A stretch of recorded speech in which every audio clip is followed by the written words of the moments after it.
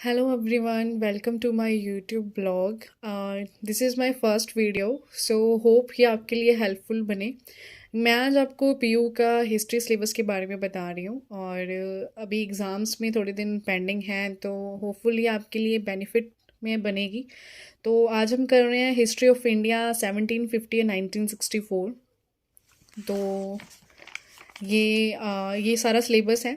ये आपका marks 100 marks का पेपर होगा और इसमें 90 मार्क्स का आपको फुल सिलेबस पे से आएगा और 10 मार्क की आपकी इंटरनल असेसमेंट होगी। और ये प्राइवेट स्टूडेंट्स के लिए एक बहुत हेल्पफुल है। जो तो अपना रेगुलर जाते हैं उन स्टूडेंट्स के लिए तो चलो सिलेबस कवर करना कोई मुश्किल बात नहीं होती, बट जो कैंडिडेट प्राइवेट हैं उनके लिए थोड़ा सा ये हेल्पफुल हो जाएगी। तो ये मेरा सिलेबस मैंने आपके सामने ओपन करके रखा हुआ है। ये 4 यूनिट में डिवाइडेड है। तो इसमें से 4 यूनिट में से आपको जो क्वेश्चंस हैं वो यूनिट वाइज जो आएंगे वो आपको टोटल एक करना पड़ेगा। 2 क्वेश्चन आएंगे तो उसमें से एक क्वेश्चन आपको करना पड़ेगा। और जो इनमें से शॉर्ट क्वेश्चन है वो शॉर्ट क्वेश्चन आपको कम से कम 15 क्वेश्चंस आपको दिए जाएंगे, जिसमें से आपने 9 क्वेश्चन करने हैं शॉर्ट। जो फर्स्ट होगा वो आपका कंपलसरी क्वेश्चन होगा और जो आपके दूसरे यूनिट है यूनिट में से आपको 2 क्वेश्चन ऑप्शनल डाले जाएंगे, जिसमें से आपने 1 करना पड़ेगा। आपको 2 आउट ऑफ 1 मतलब कि 1 आउट ऑफ 2 करना पड़ेगा आपको, सॉरी। तो ये आपको करना पड़ेगा। तो आपको इसमें से आप देख सकते हैं, सॉरी मेरा थोड़ा कैमरा थोड़ा सा हिल रहा है तो उसकी वजह से थोड़ा सिलेबस को आप प्लीज़ ध्यान से देख लीजिएगा। आप अपनी बुक ओपन कर लीजिए, उसमें सिलेबस आपको पता चल जाएगा। मैं आपको बोल के प्रॉपरली बता देती हूँ। तो ये यूनिट 1 है, उसमें से 3 पार्ट बनाए हुए हैं। The foundation of British rule है। The leading of Plassey battle of Plassey, ये आपका फर्स्ट है। सेकंड आपका बक्सर है, बक्सर एंड देयर सिग्निफिकेंस। और रिफॉर्म ऑफ वेरिंग हेस्टिंग है। तो वेरिंग हेस्टिंग ये आपके 3 पॉइंट में बन गया। एक तो आपको इसमें बैटल ऑफ प्लासी का क्वेश्चन आपको आ सकता है और बैटल ऑफ बक्सर का आ सकता है और रिफॉर्म ऑफ जो आपका वेरिंग हेस्टिंग ने फिर बाद में जो न्याय सुधार, प्रशासनिक, राजनीतिक या उन्होंने पुलिस में क्या क्या सुधार करे वो आपका ऑप्शन इसमें आ जाएगा। तो आपने क्या करना है, सभी में से अगर आप मोटा मोटा आइडिया लगाएं तो मैं प्राइवेट स्टूडेंट के लिए एक ये हेल्पफुल वीडियो बनाऊंगी इस तरह से कि आपको एक आइडिया मिल जाएगा कि मुझे क्या क्या करना होगा। स्टूडेंट्स को बहुत ज़्यादा डाउट्स होते हैं, प्राइवेट स्टूडेंट कोई हेल्प नहीं ले पाता, उनको सही गाइडेंस नहीं मिल पाती है, तो इसकी वजह से उनको लगता है कि हमें ये सारे ही लेसन करने पड़ेंगे, बट ऐसा बिल्कुल भी नहीं है।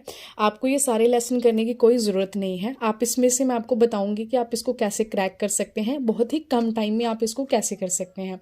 तो सबसे पहले आपको मैंने फर्स्ट जो पार्ट था वो बता दिया है। उसके बाद मैं सेकंड पार्ट पे जाती हूँ। एडमिनिस्ट्रेटिव जो रिफॉर्म है, रिफॉर्म ऑफ कॉर्नवालिस, विलियम बेटिक और डलहौजी, इसके भी आपको 3 पॉइंट बनते हैं। 3 पॉइंट ये बनते हैं। उसके बाद अगर आप थोड़ा सा नीचे जाते हैं तो थर्ड पे पहुँचते हैं तो अपराइजिंग जो थे 1857 जो हमारी लड़ाई हुई थी उसमें उन्होंने बताया पॉलिटिकल, जो सोशल रिलीजियस थे, इकोनॉमिक्स, इमीडिएट जो कॉजेज थे फेलियर के वो बताने हैं। तो इसमें भी आपके 1 2 3 4 चीज़ें आपकी 4 पॉइंट बनते हैं। तो फर्स्ट यूनिट में मैं आपको बताऊंगी, जो अगर आप कम समय में बिल्कुल आपके पास कम समय है तो आप उसमें ये क्रैक करना चाहते हैं तो आप सबसे पहले फर्स्ट में अगर जाएंगे तो आपको सही मिल जाएगा, क्योंकि इसमें प्लासी की लड़ाई है जिसमें अलीवर्दी खां है और सिराजुद्दौला औला है। तो ये स्टोरी भी एक आपको इंटरेस्टिंग लगेंगी तो आपको शायद ये स्टोरी भी क्रैक कर सकते हैं। और बक्सर की लड़ाई में वही प्लासी वाले करैक्टर थे, बट उसमें अपना शाहजहाँ जो एक आलम आ गया था और उसके बाद फिर मीर कासिम, मीर जाफर वगैरह थे। तो वो भी आपको स्टोरी इंटरेस्टिंग लगेगी तो आप ये भी कर पाओगे। और रिफॉर्म ऑफ वेरिंग होस्टिंग थे। वेरिंग होस्टिंग ने फिर जो जब उन्होंने बिहार, उड़ीसा जो थी उनकी जो राजधानी अपने अधीन कर ली थी, तो आपको ये उसके बारे में अधीन करने के बाद उसने क्या क्या सुधार करे, कृषि में क्या क्या सुधार करे, तो मतलब सुधार के बारे में स्टार्टिंग जो सुधार की थी वो वेरिंग होस्टिंग ने करी थी। तो आप ये कर सकते हैं, मतलब कि आप फर्स्ट लेसन ईजिली कर सकते हैं क्रैक। बट अगर आपको इसमें भी प्रॉब्लम आ रही है कि आप लेसन याद नहीं कर सकते या इसमें स्टोरी याद करने में प्रॉब्लम है, तो आप सेकंड लेसन चूज कर सकते हैं, कॉर्नवालिस, विलियम बेटिक या डलहौजी। इन तीनों बंदों ने भी जो वेरिंग होस्टिंग ने जो संविधान मतलब कि जो रूल्स बनाए थे, नियम बनाए थे, वो उसने उसका सॉल्व करा था। तो आप फिर ऐसे कर सकते हैं, आप फिर इनके बारे में भी पढ़ सकते हैं, इन्होंने क्या क्या रिफॉर्म करा, इन्होंने क्या क्या सही करा, कैसे कैसे नियम नियम चेंज करे। जैसे मान लो कॉर्नवालिस ने एक नियम बनाया, उसमें को कमी आ गई तो विलियम बेंटिक ने दूसरा बना लिया, उसमें थोड़ा सा ऐड कर दिया, फिर डलहौजी ने फिर उन सभी को सही कर दिया। तो लाइक ये फर्स्ट जो आपका यूनिट है उसमें से ये जो डलहौजी वाला है, मतलब कि ये आपका एंड होगा। इसके बाद आपकी दूसरी चीज़ें शुरू हो जाएंगी, मतलब जो बताना करना, जो सुधारना, न्याय वगैरह है, वो सारा डलहौजी पे जाके ख़त्म हो जाएगा। तो आप सबसे पहले ये देख लीजिए। और 1857 जो हमारी लड़ाई हुई थी, लड़ाई के बारे में है कि लड़ाई कैसे जागृत कैसे हुई, लोगों में क्या भावना आई, क्यों आई। तो उसमें जाति जो थी, सती प्रथा थी, ये वो सब कुछ उसका में मिक्स आ जाएगा। तो इसकी वजह से फिर जो हमारे भारतवासी थे उनमें क्रोध पैदा हुआ, उसकी वजह से अंग्रेजों ने हमारे साथ अत्याचार करे, उसकी वजह से जो जागृति आई विद्रोह की, वो विद्रोह के बारे में सारा इसमें आ जाएगा। तो आप ये भी कर सकते हैं। तो मेरे हिसाब से तो अगर वो स्टार्टिंग का बच्चा है तो फर्स्ट और थर्ड कर सकते हैं। अब मैं बताती हूँ आपको फर्स्ट और थर्ड में। अब ये क्वेश्चन मैंने भी, जब मैं फर्स्ट टाइम इसको क्रैक कर रही थी तो मुझे भी बहुत ज़्यादा प्रॉब्लम आई थी। तो आफ्टर गाइडेंस, आफ्टर मैंने काफ़ी कुछ देखने के बाद मैंने 10 ईयर का ये लिया था, और ये 10 ईयर मैंने क्वेश्चन पेपर्स लिए थे BA थर्ड सेमेस्टर के। तो मैंने सब कुछ इसमें चेक करा, सब कुछ करने के बाद इसका ये एक क्लियरेंस निकली है कि आप 3-3 पॉइंट है सब में। तो 3-3 में से आप पहला और तीसरा कर सकते हैं, दूसरा और तीसरा कर सकते हैं। मान लो अगर आपको क्वेश्चन आता है, मान लो आपने दूसरा और तीसरा करा हुआ है, क्वेश्चन आपको पहला और दूसरे में से आ गया तो पहला तो आपने पहला और तीसरे में से आ गया तो तीसरा तो आपने करा हुआ है, और दूसरा और पहला आ गया तो पहले और तीसरा क्वेश्चन आ गया। मतलब कि लाइक अगर आपने इनमें से 2 क्वेश्चन करे तो एक क्वेश्चन आपका कहीं ना कहीं से कवर हो ही जाएगा। तो तीनों लेसन को करने की बजाय मेरा मेन पॉइंट है, आप 2 लेसन कीजिए जो भी आपको ईजी लगता है। और सेकंड में फिर आ गया आपका इकोनॉमिक्स चेंजेस, ब्रिटिश मैं थोड़ा ऊपर देख रही हूँ, British agrarian policies and commercialisation of agriculture, और रूरल अपना growth of modern industry theory, economics drain ये आ गया। और सोशल रिलीजियस मूवमेंट आ गया, ब्रह्मो समाज, अलीगढ़ मूवमेंट, आर्य रामकृष्ण मिशन ये आ गया। फिर उसके बाद आ गया आपका थर्ड पार्ट, इसका भी आ गया डिप्रेस्ड आ गया, क्लासिकल मूवमेंट आ गया, कॉन्ट्रीब्यूशन जोबिता फुल्ले, डॉक्टर अम्बेडकर एंड महात्मा गांधी। तो मैं आपको एक नॉर्मल सी बात बता देती हूँ, जो आपका इकोनॉमिक्स चेंज वाला फोर्थ है वो किसी भी गाइड में प्रॉपरली नहीं है, क्योंकि इसमें बहुत कुछ चेंज होता रहता है। इस फोर्थ में बहुत कुछ लेसन में चेंज होता रहता है, और अगर आप लेसन करने जाओगे तो ये ऐसा है कि प्राइवेट स्टूडेंट इसको अच्छे ढंग से नहीं कर पाएगा। तो मेरा आपको ये है, आप 5th और 6th में आप ज़्यादा जोर दीजिए, क्योंकि 5th में रिफॉर्म है, ब्रह्मो समाज में क्वेश्चन आते हैं, इसको तो आप रट लीजिए जितना रट सकते हैं। अलीगढ़ मूवमेंट, आर्य समाज और रामकृष्ण मिशन, ये 1, 2, 3, 4 आपके लिए एक ऐसा है कि आपको ये सेकंड यूनिट क्रैक करने में बहुत हेल्प कर सकता है। और उसके बाद नीचे आ गया जोबिता फुल्ले, डॉक्टर अम्बेडकर और महात्मा गांधी। तो जोबिता फुल्ले भी सबसे ज़्यादा आने वाला एक ऐसा है कि जो हर ईयर में आ ही जाता है क्वेश्चन। तो आप इसको, तो मेरा आइडिया ये है कि आप 5th और 6th कीजिए, जिसमें आपको ये ब्रह्मो समाज, अलीगढ़, आर्य और रामकृष्ण मिशन करने में आपको हेल्प मिलेगी। और जो 6th है उसमें आपको जोबिता फुल्ले, डॉक्टर अम्बेडकर और महात्मा गांधी करने में भी आपको हेल्प मिलेगी। तो डिप्रेस ऑफ क्लासिक मूवमेंट्स हैं वो भी आपको याद करने पड़ेंगे क्या क्या थे, ठीक है। उसके बाद है हमारा थर्ड यूनिट में इसमें आ गया अब ये आ गया हमारा मेन क्वेश्चन कांग्रेस के लिए। जो 20 साल कांग्रेस ने राज करा, तो कांग्रेस ने क्या क्या करा, उसकी नीति कैसे थी, वो अपनी सरकार के लिए, जो ब्रिटिश सरकार थी उनको हमारे भारतीयों की तरफ से किस तरह से वो आवेदन करते थे, क्या करते थे। तो ये क्वेश्चन आता ही आता है। तो 7th और 8th आपके लिए, 7th आपके लिए बहुत ज़रूरी है। पॉलिटिकल कॉन्स्टिट्यूशंस दे थे, foundation of growth, Indian national Congress 1885 to 1905।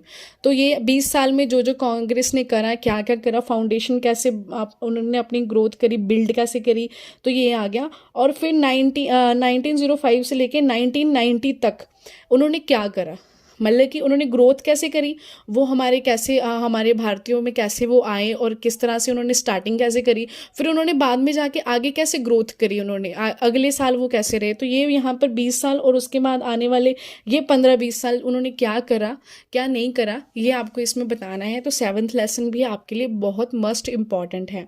और उसके बाद आ गया हमारा 8th लेसन। एट्थ लेसन में हमारा अपना इंडियन नेशनल मूवमेंट्स आ गया।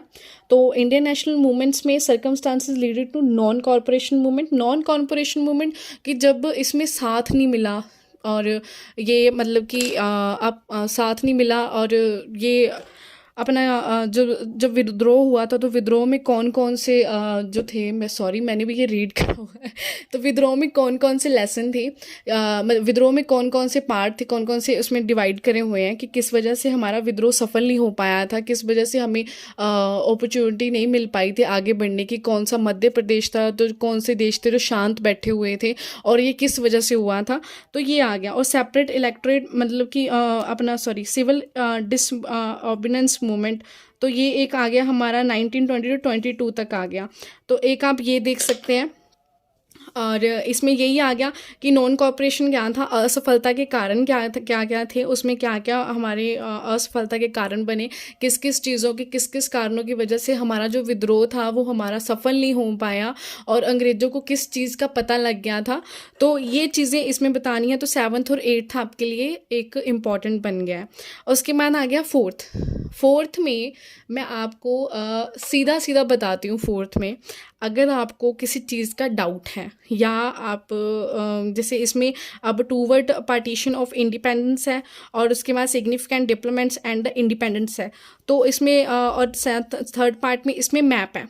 तो हर ईयर का अगर आप 10 ईयर क्वेश्चन पेपर्स लेते हो, 10 ईयर बुक लेते हो, तो उसमें आपको पता चल जाएगा कि उसमें 4th यूनिट में मैप आता ही आता है। तो मैं आपको बोलूँगी कि आप इसमें मैप करें। मैप में सिर्फ आपकी यही है, दिल्ली, कलकत्ता, मद्रास, बॉम्बे, गोवा, सूरत, बक्सर, प्लासी, ग्वालियर, झांसी, हैदराबाद, साबरमती, अमृतसर, लखनऊ, लाहौर और अलीगढ़। तो इसमें से हमारा बॉम्बे, गोवा, प्लासी, बक्सर, झांसी, साबरमती, अमृतसर, लाहौर, अलीगढ़, ये हमारे मोस्ट इम्पॉर्टेंट हैं। तो आप इनकी रीडिंग ले सकते हैं।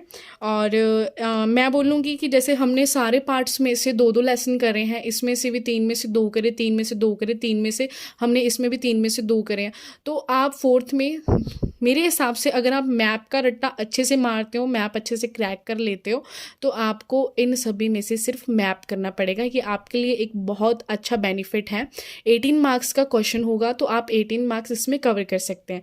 तो मैं आपको बता देती हूँ कि अब इसमें होगा क्या, आपको पेपर कैसे आएगा। सारे जैसे एक यूनिट में से 2 क्वेश्चन आएंगे, आपको चॉइस है 1 out of 2 करना है आपको अटैम्प्ट, और उसके बाद सारे यूनिट में ऐसे ही होगा। 18 नंबर के क्वेश्चन आएंगे ईच यूनिट में से, 18 18 18 18, और शॉर्टकट क्वेश्चन सबसे पहले आएंगे। शॉर्टकट क्वेश्चन आएंगे इस तरह से, मैं आपको दिखाती हूँ अभी। ये मेरे पास 10 ईयर है, और 10 ईयर में मैं आपको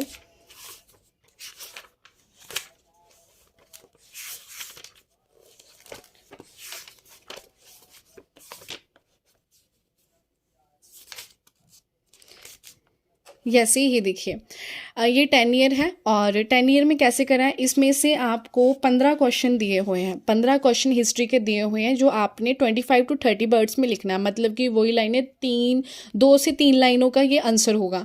तो इसमें से इन्होंने पहले ही लिखा हुआ है, जो क्वेश्चन नंबर फर्स्ट है वो कंपलसरी है। मतलब आपका ये 2 नंबर आपके रख सकता है। मान लो अगर आपने फर्स्ट क्वेश्चन करा है, आपका फर्स्ट क्वेश्चन बिल्कुल सही आंसर दिया है आपने, अगर आपका बाकी 14 क्वेश्चन 8 क्वेश्चनों में से कोई क्वेश्चन गलत है, तो वो एक में प्लस हो जाएगा। तो फर्स्ट के आपको नंबर मिलेंगे। अगर आप फर्स्ट अटैम्प्ट नहीं करोगे तो आपको नंबर नहीं मिलेंगे, तो आपका सारा पेपर वहीं हो जाएगा। तो इससे अच्छा है कि आप फर्स्ट अटैम्प्ट करिए। और दूसरे में से आपको जो है वो आपको 15 में से 9 क्वेश्चन करने होंगे। और उसके बाद जो यूनिट आएगा, इस तरह से यूनिट में क्वेश्चन आएंगे, क्वेश्चन नंबर 1 और 2। तो आपको उसमें से भी एक क्वेश्चन अटैम्प्ट करना है, जो 18 मार्क्स का क्वेश्चन होगा। और ये 2-2 मार्क्स के आपके क्वेश्चन होंगे। तो 9, 2, 18 मार्क्स का ये होगा। तो 18 और 4 यूनिट का ये होगा। जो ये हिंदी में भी दिया हुआ है, जो स्टूडेंट हिंदी के हैं वो हिंदी हिंदी में भी देख सकते हैं। इस तरह से आपको क्वेश्चन दिए होंगे, 2-2 मार्क्स के क्वेश्चन होंगे ये, और 18 मार्क्स का ये वाला क्वेश्चन होंगे यूनिट में से जो आएंगे। तो हर में ये लास्ट में आप चेक कर सकते हैं, अगर हिंदी में दिखा रही हूँ मैं आपको, 4th यूनिट में एक तो क्वेश्चन आएगा ही आपको, दो लेसन जो बचेंगे आपके। जो तीसरा आपका मैप है, वो मैप आपका कंपलसरी आएगा, मैप आपको एग्ज़ाम में होगा, आपने उस पर पॉइंट मतलब कि जो लोकेशंस हैं वो आपने पॉइंट करनी है। लोकेशन पॉइंट करने के बाद आपने उसकी जो डेफिनेशंस हैं वो डेफिनेशंस लिखनी है। जैसे मैं बिल्कुल लास्ट में चले जाती हूँ स्टूडेंट्स, ये लास्ट में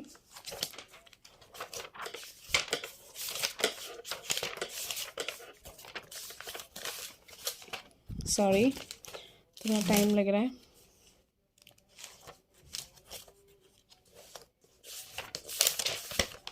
ये क्वेश्चन इसमें से जैसे मैंने अभी तैयार करा हुआ है, गोवा, प्लासी, बक्सर और अपना अमृतसर, लाहौर और अलीगढ़, ये मैंने करा हुआ है। तो ये इनकी डेफिनेशंस हैं, आप डेफिनेशन लिखिए। और इस तरह से जो आपका मैप होगा, प्री पार्टीशन मैप आएगा आपका एग्ज़ाम में, तो वो आप कर सकते हैं। और अगर आपका कोई भी डाउट होगा या कुछ भी आपने पूछना होगा तो प्लीज़ आप मुझे कमेंट दे सकते हैं। मेरा पूरा 100% चांस रहेगा कि मैं आपके कमेंट्स का रिप्लाई कर सकूं। तो this is the whole syllabus about history of India, ये आपका हिंदी में, और ये मैंने आपको दे दिया हुआ है 1750 to 1964। और बाकी इसमें कोई भी डाउट रहेगा तो आप प्लीज़ मुझे कमेंट कर दीजिएगा, मैं आपके सारे कमेंट्स रीड करूँगी और आपको जल्दी से जल्दी रिप्लाई करने में भी हेल्प करूँगी। Thank you so much. Please मेरे this is my first video, so आप प्लीज़ मेरे चैनल को प्लीज़ सब्सक्राइब करिएगा। और मैं नेक्स्ट आने वाले 4th, 5th या 6th सैम के जो भी पंजाब यूनिवर्सिटी के होंगे, मैं उसमें आपकी फुल ऑफ हेल्प करूँगी। जो भी सिलेबस आएगा मैं आपको पूरा गाइड करूँगी, क्या है क्या नहीं है, ओवरऑल जो भी चीज़ें हैं वो कवर करने की भी कोशिश करूँगी। तो ये मेरे चैनल के स्टूडेंट्स के लिए और मेरे खुद के लिए एक हेल्पफुल वीडियो बना रही हूँ मैं। जिसको भी किसी चीज़ का डाउट है वो बेझिझक कमेंट कर सकता है, मैं उसकी हेल्प करूँगी। बाकी ये मेरा चैनल है, प्लीज़ इसको आप सब्सक्राइब करिएगा और लाइक करिएगा, शेयर करिएगा, जिससे और भी स्टूडेंट जो प्राइवेट स्टूडेंट्स हैं उनकी हेल्प हो सके। और मैं 1 by 1 सारे सिलेबस का आपको शेयर करती जाऊँगी, तो आपको इससे बहुत हेल्प मिलेगी। Thank you, bye bye, take care.